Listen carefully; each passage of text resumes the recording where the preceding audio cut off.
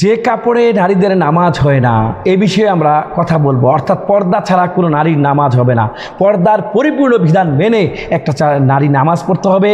কোনো নারীর যদি চুল খোলা থাকে, হাত খোলা থাকে, হাতের বাহু পর্যন্ত খোলা থাকে, অনেকে একটা কাপড় বেছিয়ে নামাজ পড়ে ফেলে, তার কিন্তু নামাজ হবে না, কারণ পর্দার বেখালাপ হলে। আল্লাহ সুবহানাহু ওয়া তাআলা সূরা নূরে বলেছেন, অকুল্লিল মুমিনাতি ইয়াগদুদনা মিন আবসারিহিন্না ওয়া ইয়াহফাযনা ফুরুজাহুন্না ওয়া লা ইউবদিনা যিনাতাহুন্না ইল্লা মা জাহারা মিনহা ওয়া লিয়াযরিবিনা বিখুমুরিহিন্না আলা জুয়ুবিহিন্না। সম্মানিত দিনী ভাইরা, আমাদেরকে মনে রাখতে হবে, সঠিক পর্দা করতে হবে।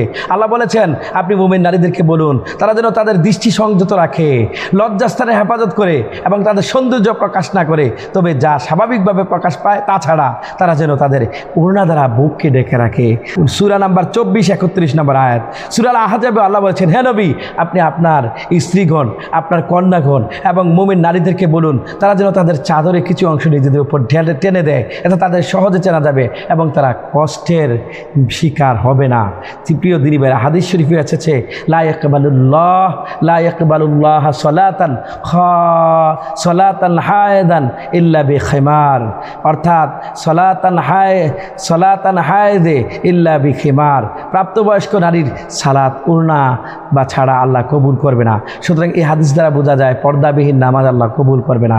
প্রিয় দিনী ভাইয়েরা, আপনারা আপনাদের চুল ডেকে, সব কিছু ডেকে, অর্থাৎ অঙ্গ প্রত্যঙ্গ যতটুকু ঢাকা দরকার, যেমন আপনি চাইলে আপনার আঙ্গুলগুলো খোলা রাখতে পারেন, হাতের কবজি পর্যন্ত একেবারে কাপড় দিয়ে ঢেকে রাখবেন, মাথা একেবারে কপাল সহ, কপালের উপরিভাগ সহ সুন্দর করে ঢেকে রাখবেন যাতে চুল দেখা না যায়।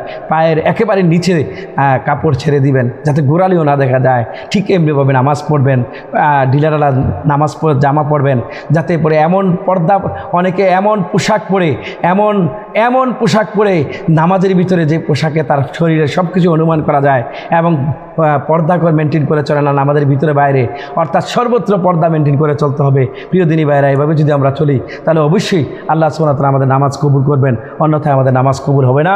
সুতরাং যে সকল পোশাক পরে নামাজ কবুল হয় না সে সকল পোশাক আমাদেরকে বাদ দিতে হবে।